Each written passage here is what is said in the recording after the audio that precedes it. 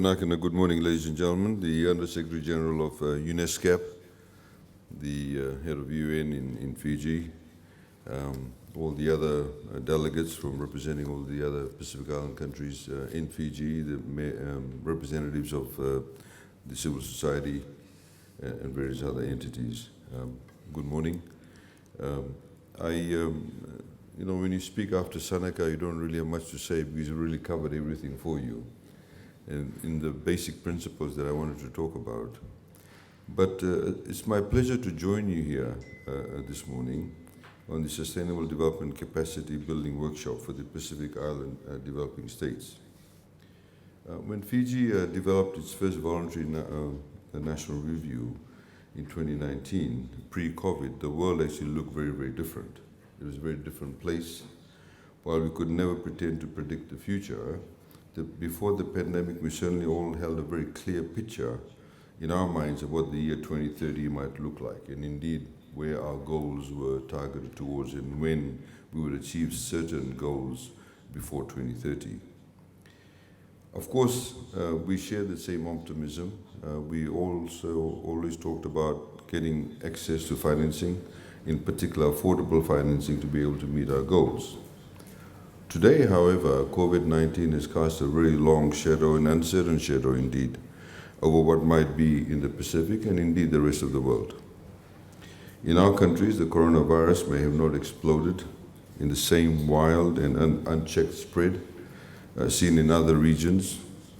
Economically, however, as Sanaka has said, many of our critical industries, like our tourism sector, have been decimated. I was just mentioning to somebody a couple of days ago that this year we expected 1 million tourists in Fiji. If tomorrow somebody tells me we can bring in 10,000 tourists, I'll be over the moon. That's how different things have become within a space of about 9 months. And when it comes to funding, and by extension achieving the 2030 agenda instead of action, we risk actually losing years of progress to this pandemic. Our realization of the Sustainable Development Goals hinges entirely on our economic recoveries. Advanced economies have actually pumped in trillions of dollars of stimulus to keep their economies afloat, while SIDS have been actually sinking from that perspective. We need pathways to revive our ailing industries and reset course towards long-term resilience and sustainable development. And we cannot turn a blind eye to the fact that through this pandemic, the planet has been warming rapidly, and our climate vulnerabilities are becoming even more extreme. We're expecting a cyclone next week, predicting to come around Nandi Way around about Thursday, Friday, at the current predictions.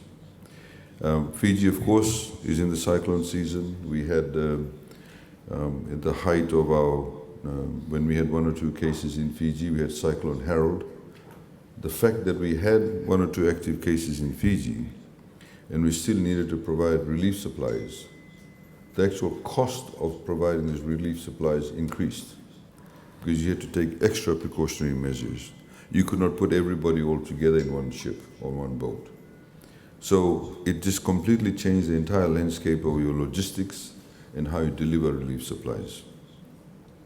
With government revenues already stretched to their breaking point by this pandemic-driven economic recession, a serious cyclone would drive us off the fiscal cliff.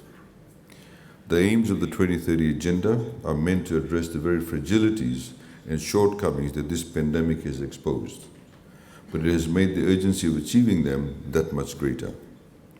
And that work cannot begin unless vulnerable countries like SIDS keep pace with an inclusive global recovery. And that work cannot continue unless we dramatically rethink the financing sources available to countries like Fiji. And unfortunately for us, a lot of those financing resources are very much dependent on a number of the multilateral agencies.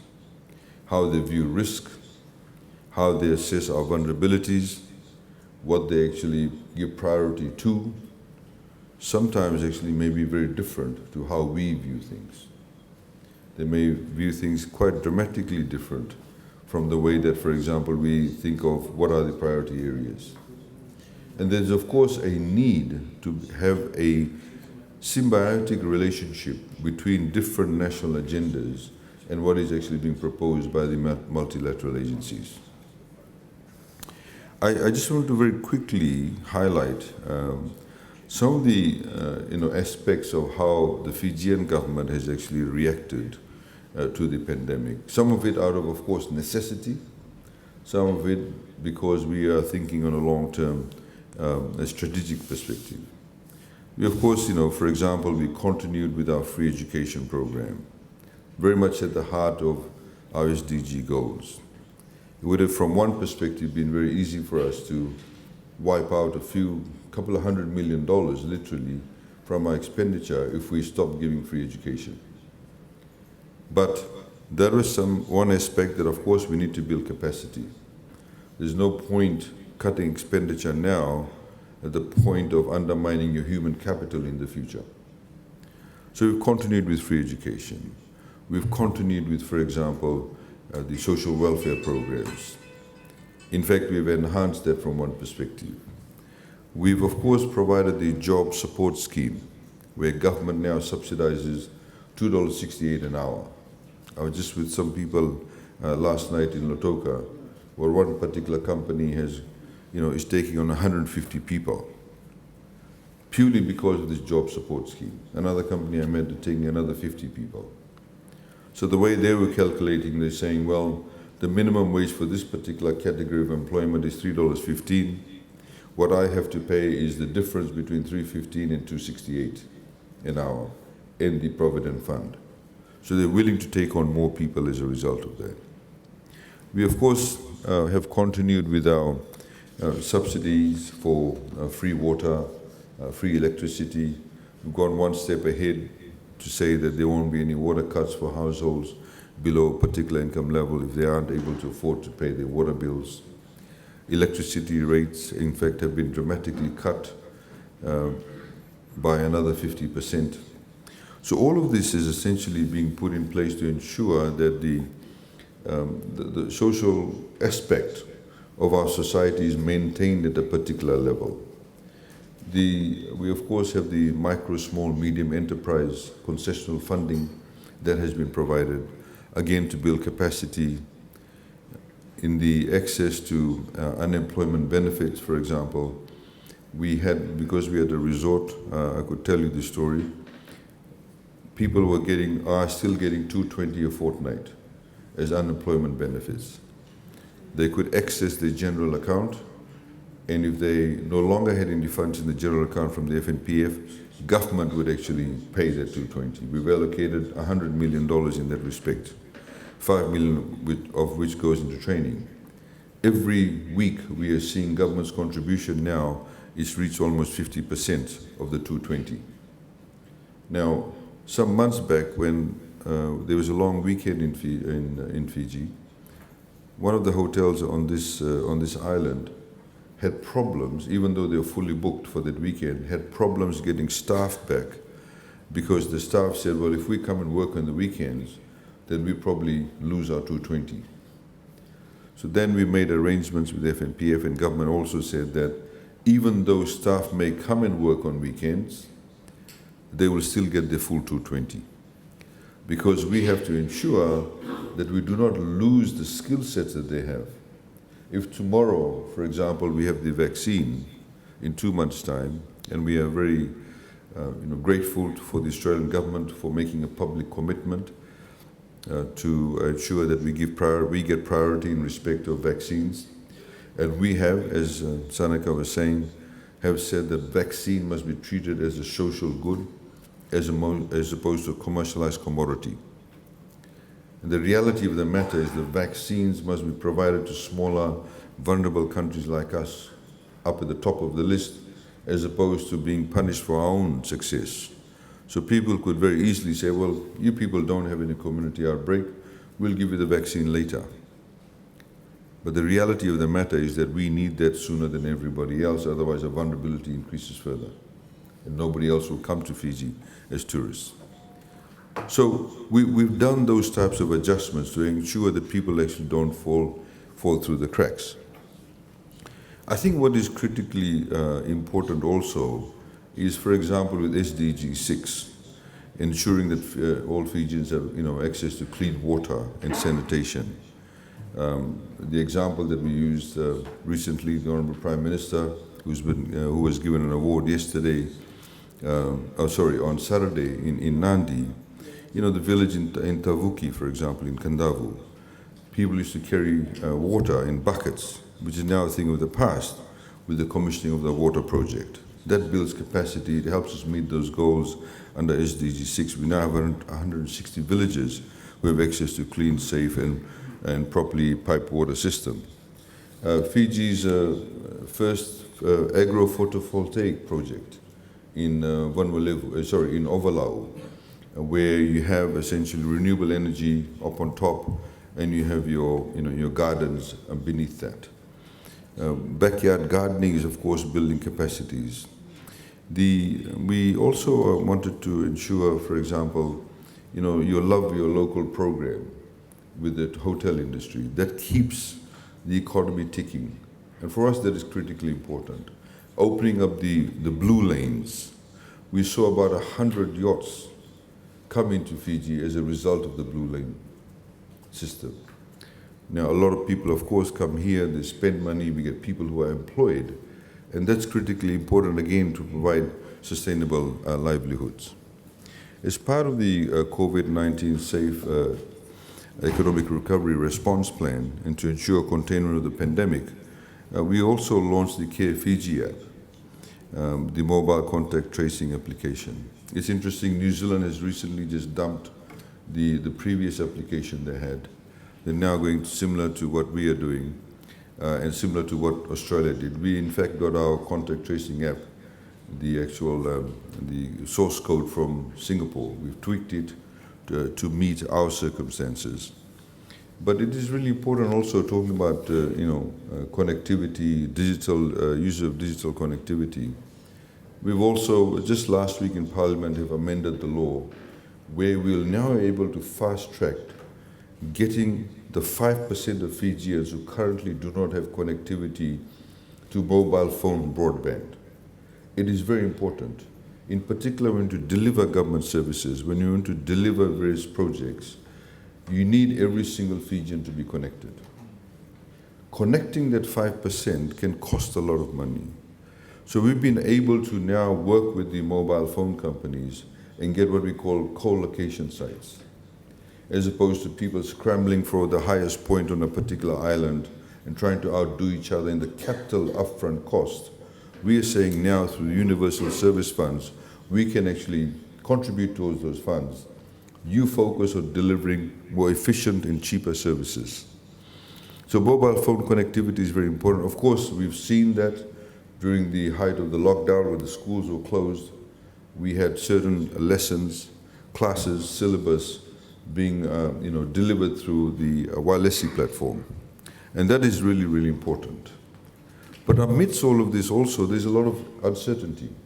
There's a lot of speculation. When this pandemic started, we were told that school children were the most vulnerable. Then a few months down the track, we were told they're the least vulnerable. We have to be able to respond to the science. We have to be able to know what is happening, in fact, on an hourly basis. I was told this morning, for example, that there's some speculation on the social media that government is now going to tax remittances. I mean, it's a ridiculous proposition. Why would we do that when we're trying to actually encourage remittances to come into Fiji? But I think it's because of that uncertainty, that environment. There's a lot of speculation that's out in the social media and various other platforms. And we need to ensure that as policymakers, as people in the civil society, we need to have much deeper engagement with each other. We need to be able to move away from the fake news, which is now a more cliche term than anything else, to what is actually happening on the ground. As global connectivity is highlighted by Seneca is hampered severely by COVID-19, it may feel like nations are going through their recoveries in silos, and in fact, we can really feel that. But none of us are in the race to 2030 alone. The 2030 Agenda has been adopted by 193 member states of the United Nations, and cooperation is written into that commitment. Good partnerships, in fact, are defined by how well a wide array of resources are combined to achieve the greatest good. Great partnerships ensure no party is left behind. And all SIDS, including here in the Pacific, need a greater level of multilateralism that tangibly boosts funding for our progress towards the SDGs. And we are very glad with the change of government in USA, for example. The entire narrative around the Paris Agreement appears to be changing. USA has said now they will actually rejoin. And that not only means that USA, one of the largest economies in the world, is going to be part of the Paris Agreement, part of this global agenda, but it also sends a signal to those who perhaps were taking their cue when USA said that they would pull out, or when they had pulled out. So I think we have to be able to, as SIDS, we have to be able to take this opportunity and put our best foot forward. Individual countries, through your diplomatic channels, you need to be able to make your voices heard critically, as our Prime Minister said on Saturday. SIDS must have access, and this is something we've been saying, must have access to sustainable financing to not only invest in the long-term development, but to also address sudden major shocks, whether it be extreme weather events, global economic crises, global pandemics, or all three simultaneously. Mobilizing adequate financing for sustainable development is undoubtedly a challenge for all countries, but for SIDS, the stakes, of course, are existential. Domestic revenues and official external finance are both critical to support Pacific SIDS to meet the SDGs. However, it is widely acknowledged that these sources alone will be insufficient, and that much more private finance will need to be mobilized for SIDS. Development partners, including multilateral development banks and international financial institutions, must now provide a new approach, one that reduces the cost of accessing blended financing solutions. The true impact of COVID-19, of course, is yet to be fully known, and ongoing assessments are bleak. Building Back Better calls for renewed commitment from world leaders to accelerate the progress towards achieving the SDGs. The UK has got the biggest contraction since 1700, largest level of borrowing since World War II. Now, the pandemic, of course, has forced us to reconsider a more realistic way forward towards achieving the 2030 agenda. It has made us realize how central the SDGs are for building resilience and avoiding backsliding into poverty. If immediate responses are underfunded and without a view to long-term goals, decades of progress will not only be lost, we will start falling backwards. Coherent and comprehensive actions are needed to place us back on the sustainable development trajectory. Guaranteed universal access to services that provide quality health care, for example, education and basic income security, as well as to water, sanitation, and clean energy, must become an integral part of the recovery from the COVID-19 crisis. In this respect, we've already made an announcement. We've got a 5- and 20-year development plan, widespread consultations. We will now have to re-look at those two plans, because it would be foolish for us to say that these are our targets, given what has happened with COVID-19. We have to be able to do that. In the same vein, we had widespread public consultation. I think we had over 800 meetings throughout Fiji. We will now, as part of the VNR, we had made a commitment. I remember when we were in New York, we had said that we will also, for our next VNR, we will go out and meet with the communities, the NGOs, the CSOs, etc. We'll have to do that. But we have to ensure that that relationship is both ways. I was somewhat disappointed on the weekend, I think it was, when we had I think it was NGO Coalition on Human Rights. They had a lot of discussions, but there was nobody from the state that was actually represented. There's nobody from the independent institutions that actually help in delivering and building strong institutions, independent institutions that were actually invited to that. Because we need to be able to make sure that we build institutions. Of course, no institution is perfect. If there is a problem, we need to identify it. We need to know why that particular problem took place, and what is the solution. There is no point undermining institutions. There is a definite need to build strong institutions, but to be able to be solution-driven.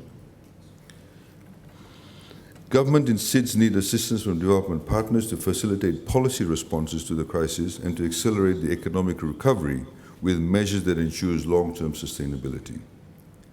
This forum, of course, Your Excellencies, ladies and gentlemen, presents a valuable opportunity to share knowledge and best practice that will cultivate and further develop innovative solutions to address the implementation of SDGs with the effect of COVID-19.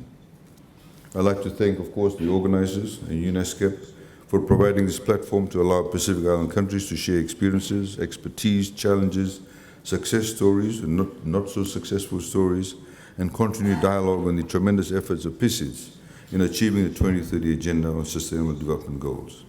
The 10-year stretch separating us from 2030 was meant to be a period of great progress, uplifting the lives of billions of people. Due to COVID-19, we risk this being a lost decade, one of irreparable consequences for our planet and indeed humankind. Without urgent intervention to keep the developing world on course towards the SDGs, through this crisis, human progress will bear the scars of this pandemic for generations. We should make most of this opportunity today and make a difference in the battle against achieving the 2030 Agenda. I wish you all the very best in your deliberations, and have a good day. Thank you.